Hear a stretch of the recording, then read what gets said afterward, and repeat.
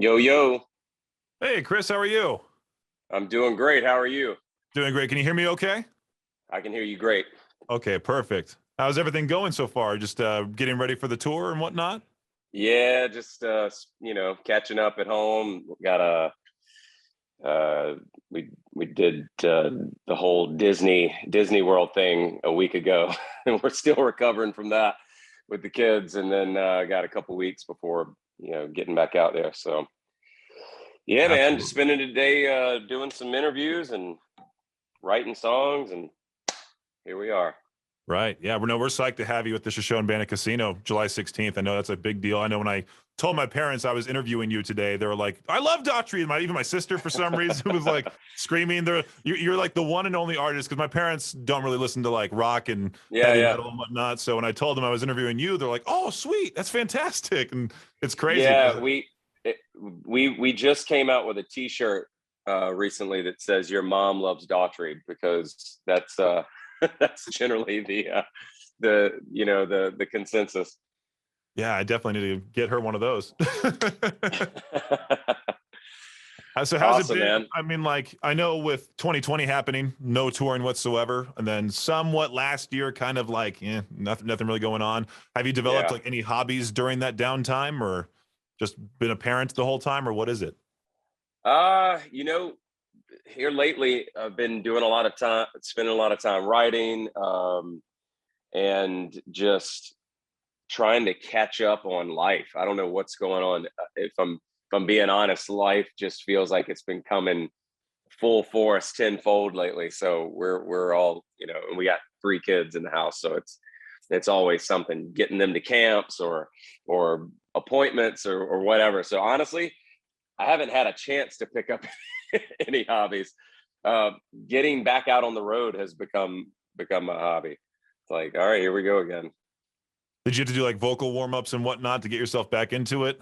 Oh yeah, it was. I think the first right when we went back out with Tremonti, it was like the first week was, man, it was like I could get like 30-40 minutes into a show and I was already wearing down, but comes back after a few shows. But yeah, that time off was you know it makes you realize how important it is to keep it up.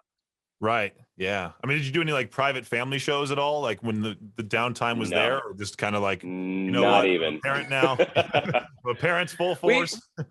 we actually did a an acoustic live stream tour for a few weeks where we would set up in this club in Nashville, and then we would live stream it to different venues, or not to the venues, in partnership with the venues, and people could just watch it from home.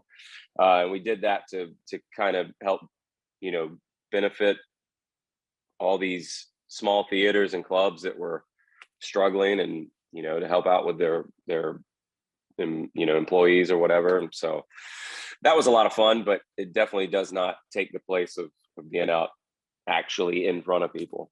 Absolutely. Yeah, that's tremendous. Because I know, like, when I was first introduced, obviously, I'm sure you get this a lot. The American Idol audition, I watched that as a kid, and then now What fast was forward. that? Never heard. What? No, just never heard of it. Right? No, yeah, because I remember Yeah, seeing that like back in the day, and I remember like 2007 around there. I was 11 back then, if you can believe that. It's like I can imagine what it's like crazy. back then. Like, and then now, going into radio, moving here to be on the station and whatnot, and all of a sudden I see Daughtry with "Heavy as the Crown." I'm like, what's this? They're on Yeah. K. This is awesome. So, what made you switch from, I would say, like "Feels Like Tonight," "Home," and all those great songs to kind of amping up the volume there, amping up the rock to it, so to speak? Well, feels like tonight was never never my choice. I didn't write that song.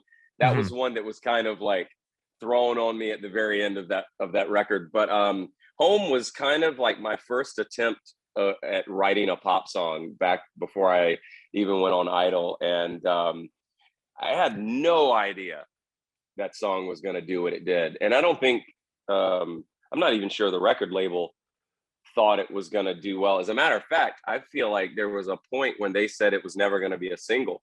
And then American Idol calls and asks if they can use that song for their, you know, to make people feel better about their life when they kick them off, I guess.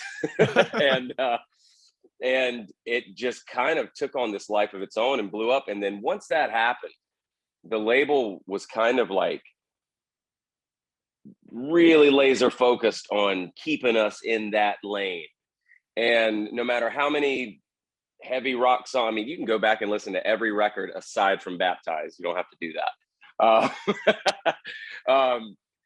Every record has its, one or two big rock tunes, and they wanted nothing to do with that. So it kind of became this thing where we were playing ball with the record label.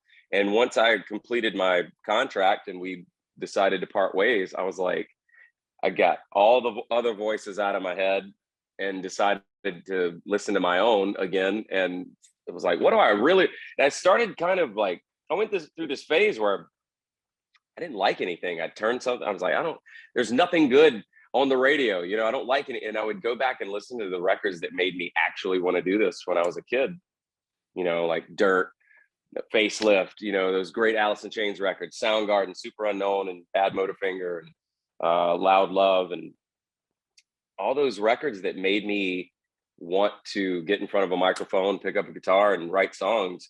And I started to come alive again. And I was like, man, why am I not doing music what inspired me? And so I started writing for this record, without anyone telling me what I could and couldn't write, or needed to write this for a radio single, or look at what this band's doing, they're not playing guitars, you know what I mean? And I didn't have any of that. So I picked my producers, and we kept it close to the chest, and we started working on the record, and I was so happy to be back in the, surrounded by big guitars and big drums, and yeah, so it was kind of just what I've always wanted to do. I just wasn't fully allowed, if you will. It wasn't like they said you couldn't, but it wasn't really promoted if we didn't really play ball with them. So that's neither here nor there. I don't want to throw anybody under the bus, but I'm glad to be independent and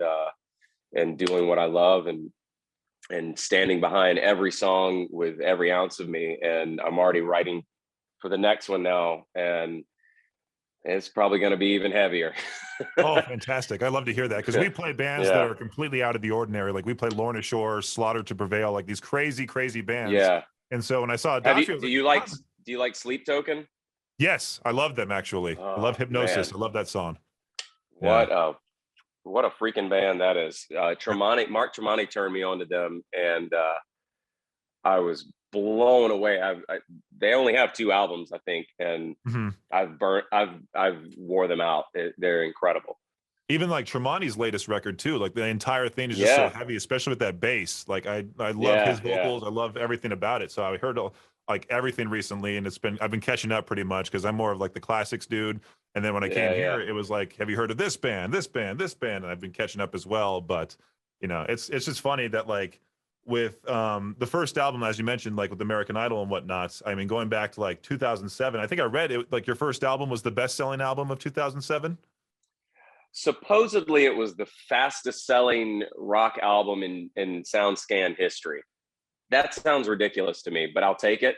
But yeah, we sold, like, at the end of it, it was like 7 million albums worldwide, and nobody saw that coming. We didn't see it coming. The label didn't see it coming. They were really banking on me selling 500,000 records, and they would have been okay with that. So they didn't really interfere. They didn't really push. It just turned out the way it did, and it was something that none of us could have predicted. So, and then we got to see the reality when we put our second record out, and it only sold like 1.5 million. And then the third record was like barely went gold. So it was, we saw a very interesting trend happening right after that first one. People's like, oh, we don't buy records anymore. So we've accepted that defeat now, and we're just putting out what we love. I think that's the way you got to go, is you got to put out what you like and what you want to make and whatnot, and just have the people follow. It's like that old Field of Dreams quote, if you build it, they'll come, and that sort of thing. They'll come. Yeah, exactly right. Yeah, but the one also thing I've noticed, one of my favorite songs of all time from you is the "What I Want," and I saw Yeah, featuring Slash, and I was like, yeah, how did you were able to get him on that first album there? You know, like that's so cool. yeah. I asked that question myself when it happened. um, when I was very lucky enough to have on our first record, and we never had him again. But my A&R guy, Ashley Newton, he was a big rock guy. He worked Foo Fighters. He worked Velvet Revolver, and we were lucky enough to have him on our side with that first record. And when we lost him, I think that was part of the issue. But I digress. He was friends with Slash. He asked me to make a list of people that I would want to collaborate with if the opportunity arose. And Slash was up there. You know, I was like, when I wrote What I Want with Brian Howes, I remember cruising down Sunset Boulevard that night with the demo going, this sounds like some old GNR, man. And so fast forward to when we're recording the record, Ashley Newton called me up and was like, hey, I think I got Slash confirmed to do What I Want. And I was like, what? Did you tell him who I was? What did you tell him? And I remember being at the studio that day. He shows up in a baseball cap, ripped up jeans, and his Aston Martin, and he gets his guitar. And I'm like, "Hey, Mr. Slash, can I help you with it?" He's like, "No, man, I got it." And I was like, "Hey, do you mind if I like sit in the studio and watch it?" He's like, "Dude, it's your record." And I was like so floored that he's here and he's playing on my record, and I hadn't sold a single album yet. And this dude was so gracious enough to come in on a song that, by the way, he hadn't even heard it yet. He had just taken, you know, my A&R guy's word for it, and came in and figured it all out on the fly. I mean, he played a bunch of different versions and was like, y'all can pick what you like and go from there. And yeah, that was a pretty surreal moment. So it is confirmed that he's as cool as he is on TV and whatnot. And Oh, all that. he is absolutely the chillest of chill. Oh, that's so cool, man. So Yeah. I know you said you were working on some new music, some heavier music. When can we possibly expect that? We're hoping to have something to listen to by the first of the year. That is the hopes. I've actually got my Pro Tools up right now. I'm cutting vocals on a couple songs that I wrote while we were in Europe. I've had no shortage of things to write about over the last year, so it's definitely been giving me a lot of ammo, and we're cranking out some song ideas. But I have a meeting with my producer on Friday, and we're gonna kind of start getting the ball rolling. But yeah, that and doing some touring. Obviously, we're going to be doing a lot of writing in between shows and stuff like that. So we want to have at least a single out by the first of the year, if not, you know, having the record being worked on. Awesome. Thank you so much. And thank you for spending time with me today. Can't wait to. Hey, thank you for spending time with me. I appreciate it, man. Thanks for the love and support. Oh, absolutely. Absolutely. All right, man. Be well. You too. Thanks.